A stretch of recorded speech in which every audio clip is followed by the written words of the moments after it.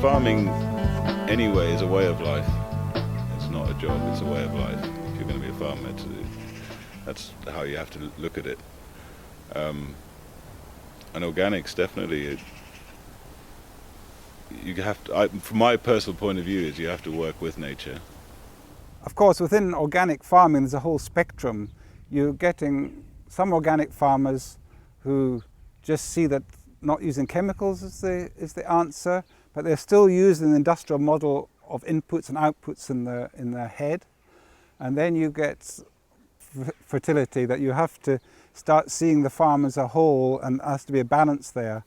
And that is one of the main principles of a biodynamic farm, that behind this concept you have that it has to be not bringing in inputs from outside, that you see that the whole farm is a kind of whole which has to be in balance, that you have to be able to produce all the feed for your animals off that farm, that they in turn will, if you have the right balance of animals, will produce enough manures of different sorts to maintain and increase the fertility on the farm. And the important in biodynamics is to have the farm as an organism, so the farm is able to produce all its own manure and able to produce its own fertility. What people do here, which is much more efficient, of course, is then to use the clover to feed it to your ruminants, to your cattle, to your sheep, to your cows. And they in return give you manure. It's very important that we all try and go as organic as possible for the health of everyone, and I think to try and reduce the amount of chemicals that we're using, because firstly, if the food is not organic, you're eating a lot of chemicals anyway, and then there's lots of chemicals used to grow that food. So if you can go organic, then it would reduce the damage to the environment that these chemicals and GMO crops cause. And then on top of that, in biodynamic farming, there is the concept of the preparations, which are, I think, enhancing the manure to a way that the manure is able to really support the plant life, for it to support the animals and the people that live on the farm and feed off the farm. So again, you're creating this cycle of health and sustainability by having the cows eating grass that is suitable for them, that is healthy. And then this manure also goes into the vegetable garden. This manure also goes into producing grain and cereals, which then is fed the people through the farm shop. If you grow up with organic food, it's a very whole environment that you grow up in, so everything is affecting that food. And I think that makes you very aware of your environment and what you're bringing in and what you're putting out. So I think to learn to grow organically is vital for how you treat the earth, actually. And I think if you experience the goodness that organics brings into your food and to your environment, then you start to see what else needs to be done around you. So I think it opens your eyes. Our cows are all kept biodynamically, which means that they're fed with hay and silage from our own farm. All of their food comes from our own farm, and it's all grown organically, and we use biodynamic preparations. The cows have their horns, which we feel is very important for their digestive systems, which is also reflected in the milk, and the milk is more nutritious. And they get to be outside all through the year, and in the summer months, spring, summer, autumn, they're out on grass, eating grass, which is the most natural way for a cow. And you can really taste in the milk that it is sort of fresher, more nutritious than a lot of milk which is blended from many different farms and which isn't organic. I think the future is definitely for people to see not just organic or production, but small scale production, which is much more manageable for people and is able to employ more people and empower more people as to where their food comes from, and to have healthy food and have a stronger connection with their food. Because with industrial farming, we have lost connection with the source of our food and the quality of our food. One person can go to the store and buy pepper, doesn't matter what time of the year. We are able to import fruit and vegetables from all over the world, and we don't think about where our food comes from and how much effort goes into it. But in this farm here, it's a small farm, 200-acre farm. The people who are fed from this farm, the people who are in touch with this farm, get much more in touch with their food. I eat mainly vegetarian, some fish, and I tend to buy from local farmers markets only. I hardly ever enter a supermarket anymore and eat mainly organic food. Mainly vegetarian.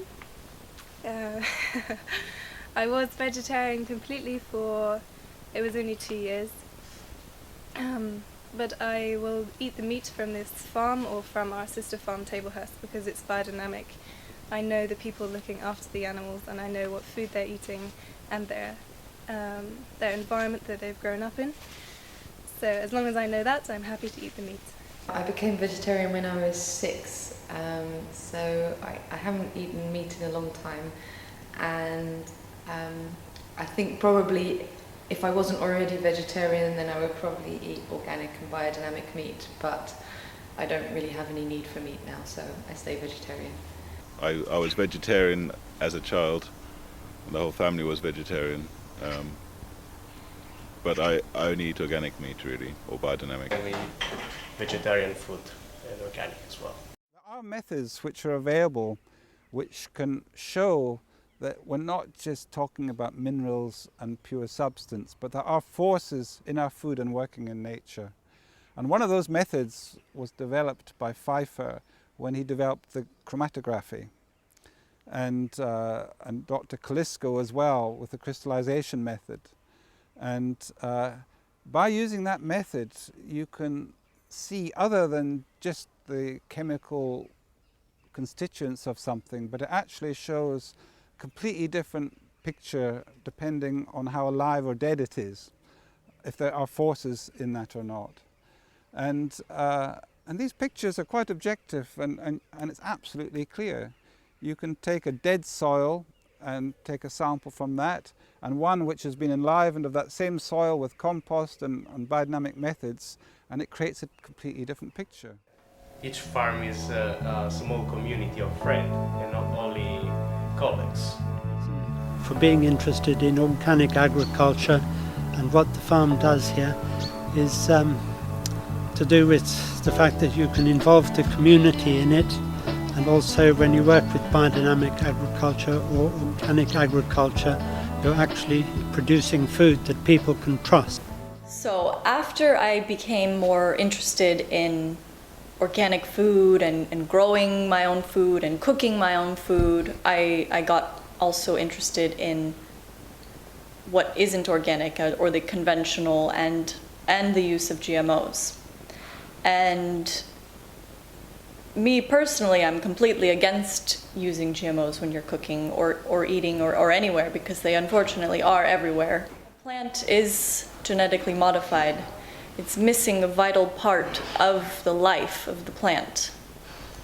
And when you consume that, you're also missing that vital part of life. Yeah, I personally don't believe in GMOs because of the health benefits of, well, for people and for the planet as a whole. I don't think that gene splicing is an advantage. I haven't seen proof of it getting better yields. The only potential downsides, I think, which is why I avoid it, is that it'll have an effect on us. GMO food, I think, is a limiting food source. It limits your diet, it limits the variety you can eat, and it makes you very dependent on the seed companies that produce this GMO seed. You can't save the seed, you can't grow next year from the same seed, so for me that raises questions about how good it is for you if it's not fertile enough to produce its own seed that is viable, then to eat food like that. I don't know how good that is for your body. It's got a terminator gene in it, which means that the plant is not able to produce seeds for the next generation. How does that affect? So on a material level, on a nutrient level, maybe there is nothing there. It's the same as organic or biodynamic soya. But for me, from a quality point of view, I ask the question: how does it affect my own fertility if I'm eating food that is not able to carry its offspring, is not able to produce the next generation? Is not just only not able to, it's got a gene that is a terminator, that kills it. The risk of cross-contamination, not only from one plant to the other, but from one plant to bacteria, to other organisms, and so on, it's you don't know what you're unleashing. You have no idea. But one thing is absolutely sure: whatever you do, it's completely irreversible. You will never be able to stop it again. Once it's out there, it will be out there. If it's working out in a bad way, there's no way to reverse this process.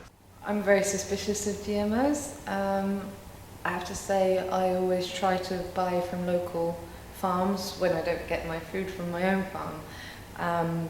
And then I know I can trust the food. I know that I can talk to the farmers and see how it was made, and understand the attitude of the people who made it. So that's really important to me. GMOs have clearly, historically they've been associated with using pesticides. They've been associated with infertility of seeds and things like that, and exploitation of farmers. So personally I steer clear of them as much as I can, but also in the UK, as well as in a lot of countries, sometimes unless you are buying organic, it's impossible to know because they don't label that something has got GMOs in it. So that makes it very hard to always be certain.